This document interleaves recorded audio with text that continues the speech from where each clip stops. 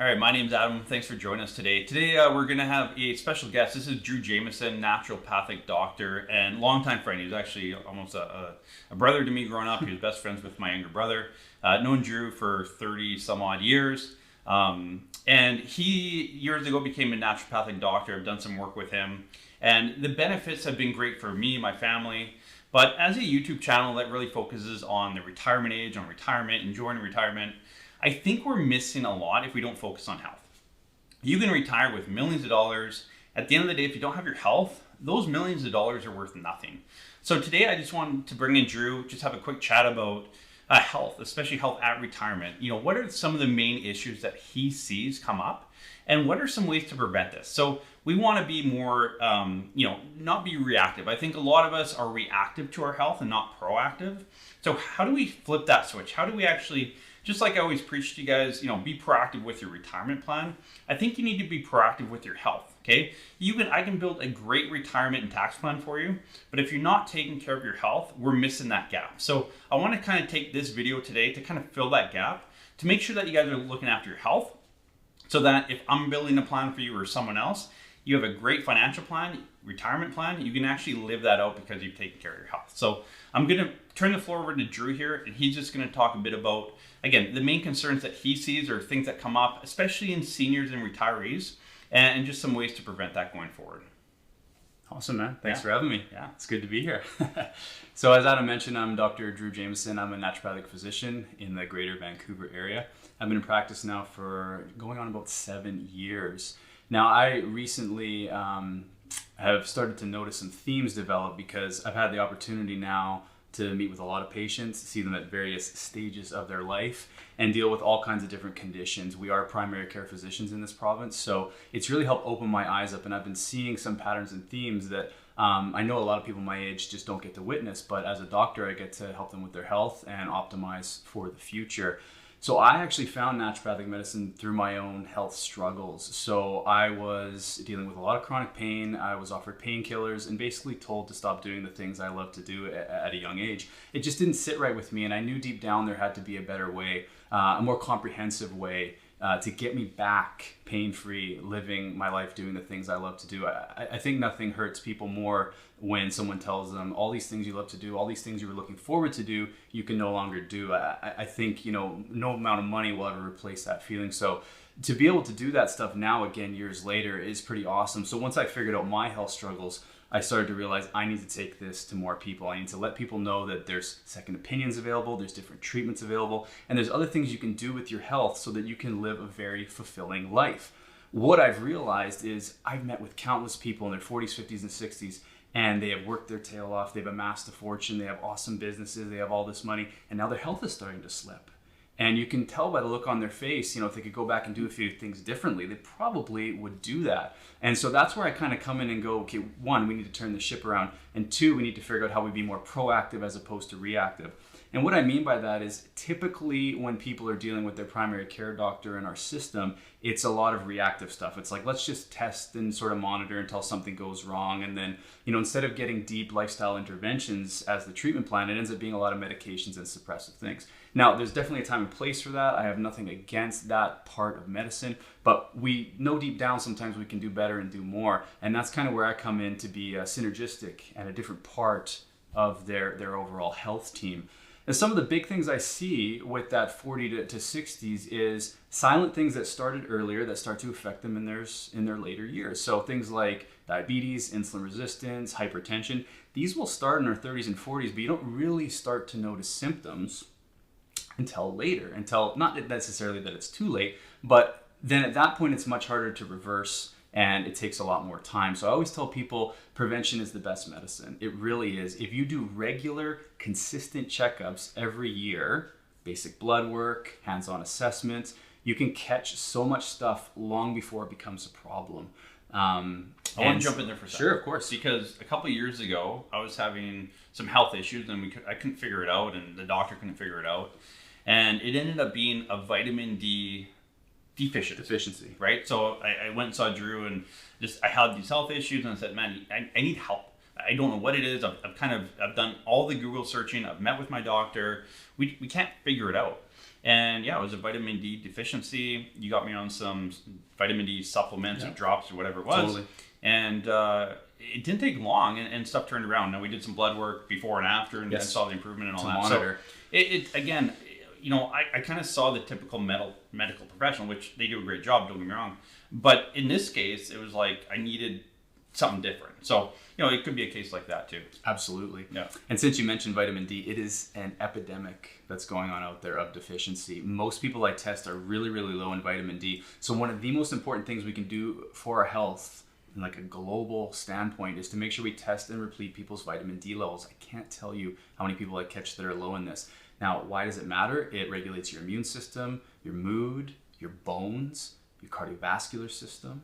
It is critical because it touches so many systems. And for an aging person, to optimize your vitamin D pretty much bulletproofs you for a lot of things. So that is a huge one that gets missed. We don't get a lot of sun here in Canada. So people are lucky to get 3 or 4 months a year of direct sunlight, but most of that time they're fully clothed. So you're not getting that chest and back exposure of 20 to 30 minutes a day to actually generate vitamin D. So this is so critical. So what's the first step? If someone thinks, I do, I live in Canada, I don't get enough sun. When I retire, I hope to, go down south and get more sun and all that, which is great. And I know a lot of our viewers want to head down south. That'll be my high recommendation to go somewhere where there's sun. Exactly. And it helps. The vitamin D helps. But if you're stuck in Canada, maybe you're still working, kind of what's the first step to figure out, like, do I have, maybe I'm not feeling great all the time. Is it vitamin? That was for me. I wasn't feeling great. I just felt low energy, and it was my vitamin D too. And I was getting sick often. So when people are getting sick all the time and run down, right away I'm thinking, okay, where's the vitamin D at? Anytime there's bone health, that would be another thing. But as far as the first step goes,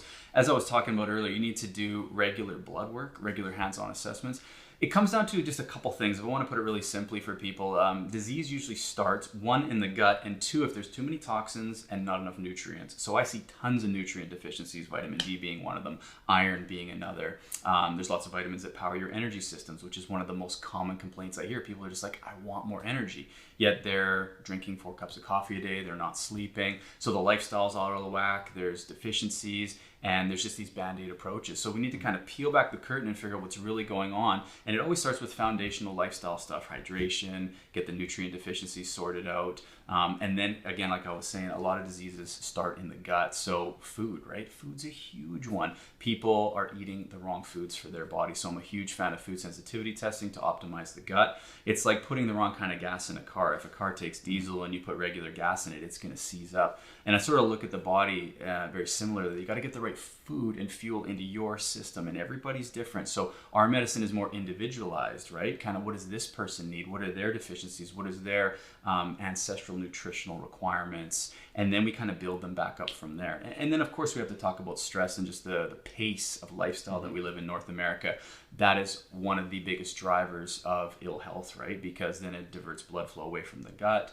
It leads to all kinds of imbalances of the hormone system, affects people's sleep, and it just goes on and on and on. So there's many things to touch when someone presents into my office. I can't just say this is going to be the treatment plan for everyone, but it has to be specific to their concerns and what they need. But definitely the themes in the 40 to 60 range is some of the ones I've already mentioned, yeah. Well, and I had a family member that he's 62, and he was having gut pains. And you saw him about a year ago. That's right, yeah. Yeah, and so you ran some blood work, and you tested sensitivity to different foods and whatever it is. And yeah, he had a ton of sensitivities, and he cut that out, and his health went back up to where it should be. He's been doing awesome, eh? Yeah. And so that's the thing, like sometimes, as you get older, as we know, I'm 38, I'm not that old, but I know when I hit 30, like it felt like I just like fell off the cliff for health, right? And then I actually I have to be proactive. Like my 20-year-old body took care of itself. My 30-year-old body does not take care of it. And I know when I hit 40, 50, 60, and a lot of you watching this are 40, 50, 60, 70, 80, right? You can feel your body starting to fall apart. You have to be proactive in this. If you're reactive to it, it's going to cut your life short. Totally. So I think, if there's something bothering you, I guess part of this video is, if there's something bothering you, and even if there's not something bothering you, but you just haven't been, tested, or you think you might have some, allergy to a food or whatever it is, go get tested. Like, find the naturopathic doctor in your area. If you're in the Vancouver area, contact Drew. We'll put a link below to his contact information, but find a professional in your area that can do the proper testing and diagnostic to figure out what's wrong with you. Again, like Drew said, everyone's different. Just like when I build financial plans, Yep. everyone's in a different situation, has different goals, wants to spend their money different. Okay, it's the same with your health. We're all different. Our bodies react differently. We're all made individually. So your health plan, how to take care of your body, is probably going to be a little different from your neighbors. So you need to be aware of that and take action accordingly. Absolutely. I can't tell you how many people, if they could go back and do it differently, it's the proactive thing for sure. I've noticed a theme where the greatest wealth now is definitely health.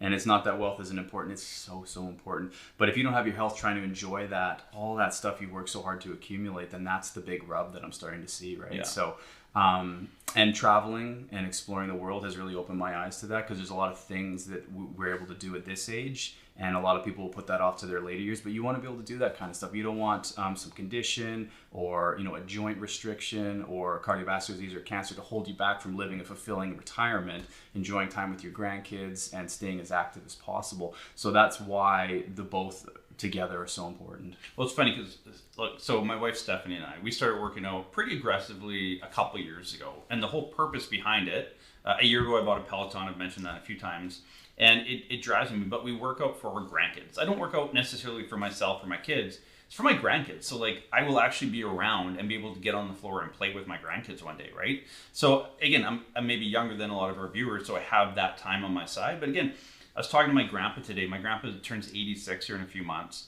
And I said, hey, the border is opening up. He lives up here in BC. I said, are you going to go down? He goes, yeah, as long as I can get my medical insurance, I want to go down. Which is great. Like that's, he's, not many people at 85, 86, he has a camper. He heads down south to Yuma, Cool. Spends a couple months down there. But again, you can only do that if you stay healthy. Because again, health insurance, as anyone that's watching this video that's in your 60s, 70s, or 80s, that the most expensive part of travel is the travel insurance. And maybe the gas, but the travel insurance. So if you can't get that travel insurance, you can't travel anymore. And that's often, why we build that laddered strategy for people in retirement of the go, slow go, and no go, because that's really how your health goes as well, right? You're healthy early. Most of us are unhealthy later and can't travel. So you're going to spend less later. You're just going to spend more earlier. That's why it's important to have that into your plan. But the longer we can extend out that go phase, the more enjoyable retirement will be for you. So I think, Drew brings up some great points. Take care of your body, be, proactive, not reactive to it. And again, a lot of times there's these things going on in our body that, pop up later in life. And, we kind of go back to, I wish I had dug into it 5 years earlier. Yep. And, I guess if you take one thing from this video is, even if you don't have something going on, health-wise, go get checked, right? Go get some blood work, some whatever it is. Yep. And just make sure something's not going on inside that's going to pop up down the road. There's little to no cost to have that done. It's a bit of your time, but get it done. It's going to help. It's going to kind of give you some guidance and hopefully put you in a better position so that you can extend that go phase of retirement when you hit it. So thanks for joining us today in this video. Again, something a little different. We want to bring more of this kind of content to you guys just to help you out. I mean, we can help you with the retirement, financial, tax, estate planning and stuff, but I think there's other pieces of the puzzle that need to come in that are so important. I can create a great plan for you, but if your health goes sideways, that plan is worth little. So we're going to put a link to Drew's contact below. If you're in the Lower Mainland and Vancouver area, contact Drew if you need some help with that, or find a naturopathic doctor in your area or a medical professional that can help run these tests for you. So take care of your health, be proactive. We'll see you in the next video.